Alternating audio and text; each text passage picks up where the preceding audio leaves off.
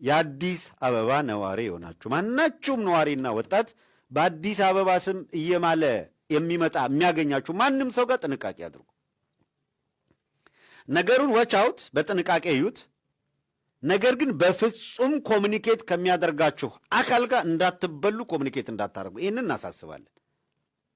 በሳተላይት ቴሌቪዥን በቀጥታ ስርጭት እየተከታተላችሁን ነው እናውቃለን። በሚሊዮን የሚቆጠር ህዝብ እየተከታተለ ነው እናውቃለን። በማህበራዊ ሚዲያ የምናደርሳችሁ በማህበራዊ ሚዲያ ላይ ላለው በውጭ ላለው ተደራሽ ነው።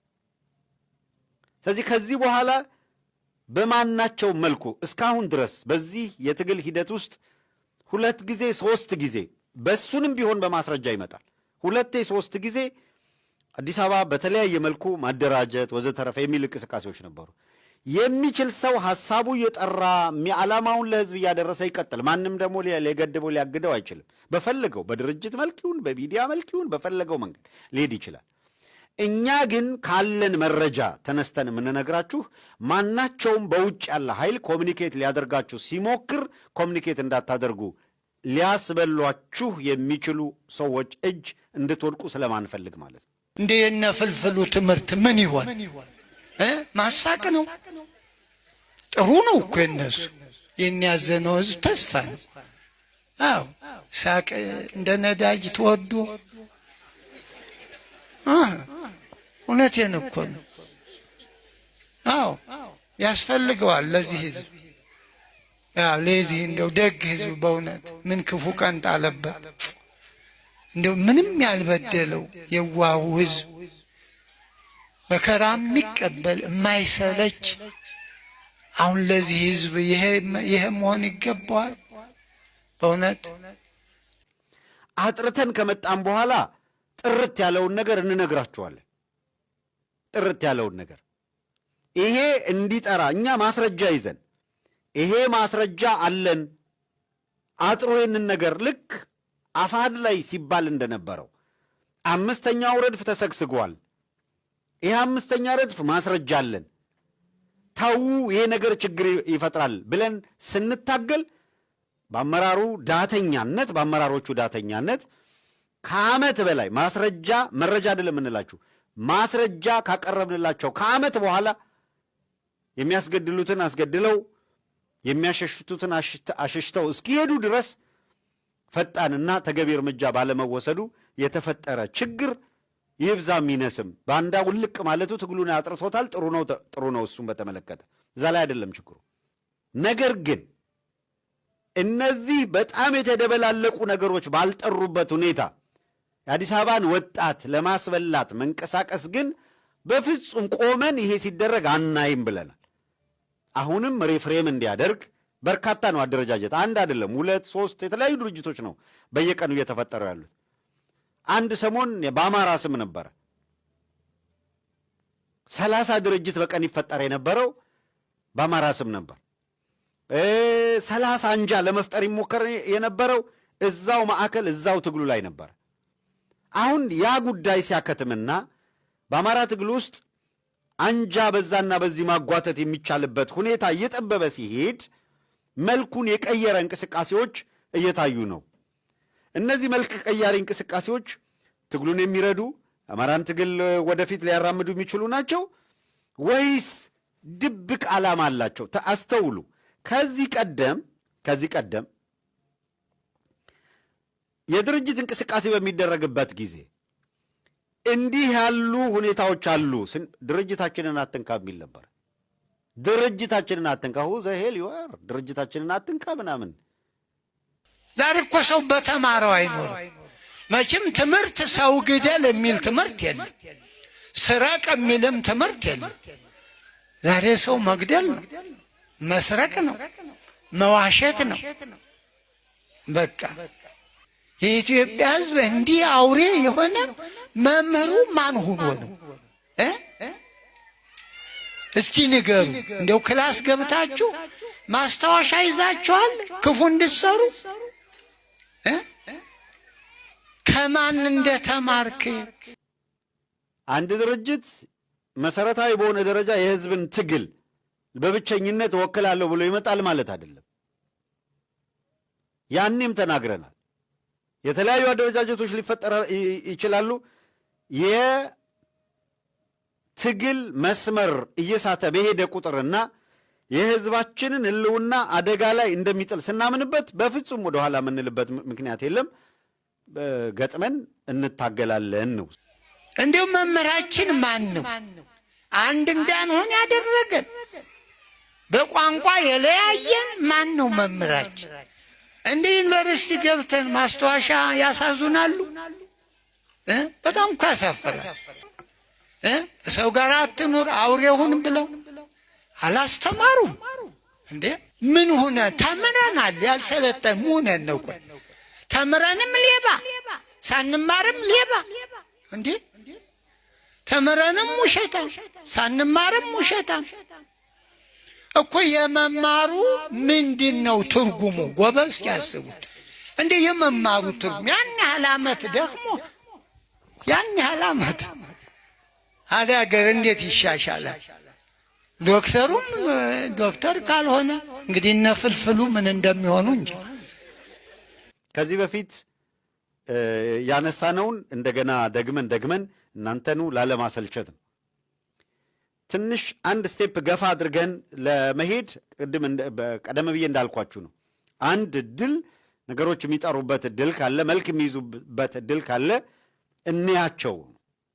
መልስ መስጠት ያለባቸው አካላት ስለቀረበው ማስረጃ መልስ የሚሰጡ ከሆነ መልስ እንዲሰጡ እድል ለመስጠት ነው።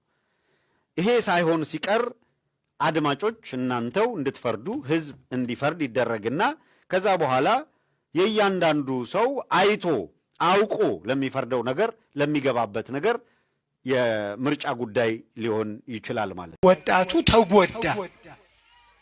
አሁን የዘላለም መሄድ ብዙ ወጣት ተጎዳ። ብዙ ወጣት አይነ ስውር ሆነ። በእውነት ተስፋ ነበር፣ እውነት ይናገር ነበር። ሰባኪ ሞልቷል። የቀጣፊው ከተማውን አጥለቅልቆታል። ግን እንደ ዘላለም አይደለም። ዘላለም ያችኑ ነው። አይጨምር አይቀንስ። አዎ መነገር የሚገባትን ለሰው ጆሮ አጣፍቶ ያቀርባል። አዎ ሰላም እንዴት እንደሚገኝ ይናገራል። ገርማቸዋል። ሰላም ለማግኘት በሰላም መኖር የሚፈልግ ሰው ይላል ዳዊቱን ጠቅሶ። አዎ እንዲህ ነው። ሰው ወታደራዊ ምንጮች እንደነገሩን የአለመተማመኑ ምክንያት ወይም በአብይ አህመድና በወታደሮቹ መካከል የተፈጠረው አለመተማመን ቲፒኤልኤፍ መልመላ አድርጓል ወይም የመለመላቸው ጀነራሎች አሉ ከሚል ስጋት የሚመነጭ ነው። ለዚህም ስልክ ይዘው እንዳይገቡ ተደርጓል የሚለውን አነሳ። እንዳይደጋገም ነገርየው እንደው ሰመራይዝ ለማድረግ ነው። ይሄን ካደረጉ በኋላ አበባውና ብርሃኑ ጁላ ብቻ ስለሆነ የተፈቀደላቸው ሌሎቹ አይዙም። የዚህ ደግሞ የመጠርጠር ስሜት ሲፈጠር ተጠረጠርን ምናምን የሚል የእርስ በርስ አለመግባባቶች፣ እንደዚህ ነገሮች ኢትናውን ሁልጊዜም ሊፈጠር የሚችል ነው። እንደምታውቁት እንደዚህ አይነት ያለመግባባቶች ሁኔታዎች አሉ። ውጥረቱ በቀጥታ የሚያሳየው በአገዛዙ በኩል ፈጽሞ መተማመን መጥፋት ነው። ለዚህ ቲፒኤልኤፍ እጁ ረዝሟል በሚል ስጋታቸውን እየገለጹ ያሉት ምርጫውን ለ3 ወር የማራዘም ግዴታ ያሉትም እነዚያኞቹ ምርጫውን ለ3 ወር እናራዝመዋለን የሚለው ገና ያልጸደቀ ግን እየሄዱበት ያለው ጉዳይም ከዚሁ ጋር እየተያያዘ ነው። 3 ወር ቢያራዝሙት ምን የሚፈይዱት ነገር አለ? ምርጫው ባለመካሄዱ ምክንያት ብቻ የሌላው አካል ሳይሳተፍ ይቀራሉ። ምርጫ ሳይካሄድ ቢቀር ቲፒኤልኤፍ አይ ምርጫ ስላልተካሄደ ብሎ ዝም ብሎ ይቀመጣሉ? ጉዳዩ ወደ ግጭት እያመራ ያለው ምርጫ ስለተካሄደ ስላልተካሄደ ብቻ አይደለም። አንድ ፋክተር ነው፣ ምንም ጥርጥር የለም። እሱ እንደ አንድ ፋክተር እየታየ ነው። ነገር ግን ከሁሉም በላይ አሁን ባለው ሁኔታ ቋሚ በጀት የለም ወደ ክልሉ የሚላክ የትራንስፖርቶች ዝግ እንዲሆኑ ተደርጓል። ባንኮች ገንዘብ እንዳይኖራቸው ተደርገዋል። የሸቀጥ ምርቶች በየትኛውም አቅጣጫ በአፋርም በአማራ ክልልም ቢሆን እንዳይሄዱ ኢቭን በአየር መንገድ በኩልም ምንም አይነት ሸቀጦች ወደዛ እንዳይሄዱ ተደርገዋል። እነዚህ አገልግሎት መቋረጥ በተለይ ከነዳጅ ሙሉ በሙሉ እንዳይሄድ ከመደረጉ ጋር ተያይዞ ለሆስፒታሎች አምቡላንስ እንኳን ሙሉ በሙሉ ስራ እንዲያቆሙ ሆኗል። ቀይ መስቀል መንቀሳቀስ አቅቶት በክልሉ ላይ ሙሉ በሙሉ ስራ አቆሟል። ይሄ በሆነበት ሁኔታ ከአብይ አህመድ በኩል የሚመጣ የተለየ ነገር አለ ብለው እጃቸውን አጣጥፈው ሊጠብቁ እንደማይችሉ ግልጽ ነው። የፕሬዚደንት ስያሜን በተመለከተ የገፉበት ነው። ፕሬዚደንት መርጠው ሲመጡ ጀነራል ታደሰ ወረደ በአብይ አህመድ የተሰጣቸው ትዕዛዝ እንፈጽማለን ካሉ ነገርየው ወዴት የጅማሮ ሁኔታ ምን ይሆናል የሚለው እሱም በስፋት እንዘረዝረው ነበር። በዚህ ምክንያት ነው አሁን የአብይ አገዛዝ ላይ ወይም ኦህዴድ አካባቢ ትንሽ የተጠናከረ ውጥረትና ምናምን ተፈጥሮ ያለው። ከዚህ ጋር ተያይዞ ይሄ ውጥረት ይሄ መጨናነቅ የኦህዴድ ሰዎች ከዚህ በፊትም ጠቆም አድርገናል ደጋግመው ነገርየው ከእጃችን ከሚወጣ የሚል የተወሰነ ቲም አለ። አሁን የአብይ አህመድ ጭንቀት የሚመነጨው ከዛ ነው።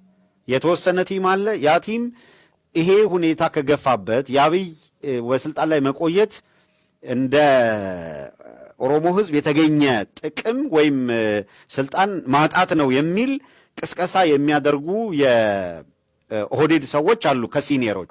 አብይ አህመድ ደግሞ ይሄ ያውቃል ወይም መረጃ አለው። በዚህ ምክንያት በጣም እየተከፋፈሉና 2-3 ቦታ እየተበታተኑ ነው የሚገኙት። አንድ ወጣት እኮ ነው እንግዲህ በ40 እና በ50 መካከል ወደ 49 ምናምን ስንት ነው እድሜው? 49 ትንሽ ናት። አሁን እኮ 80 ዓመት ያለው ሰው አለ፣ ምንም ቀባሪ የሌለው አለ፣ ምንም በቁሙ የሞተ እና ዘመዶች በእሱን ብንማረበት ምናል እና እንግዲህ በጣም በእውነቱ እሱ የተማረ ነው። ነፍሱን ይማር አይባልም። ብዙ ሰው ያስማረ ሰው ለራሱማ በእውነት እንደ ሐዋርያት ባሉበት ቦታ ያለ ነው እና ጥሩ ነው። የራሱ መታሰቢያ ለደግ ሰው ማውጣት ማስተማሪያ ነው። አሁን እኛ የማናውቀው ሰው ብዙ ይለወጣል። እንዴ እኔስ እንደ ዘላለም ብሆን ይላል፣ ይለወጣል። ደጋግ ሰዎች በሕይወት ሳይሆን በሞታቸው ሁሉ ይለወጣሉ።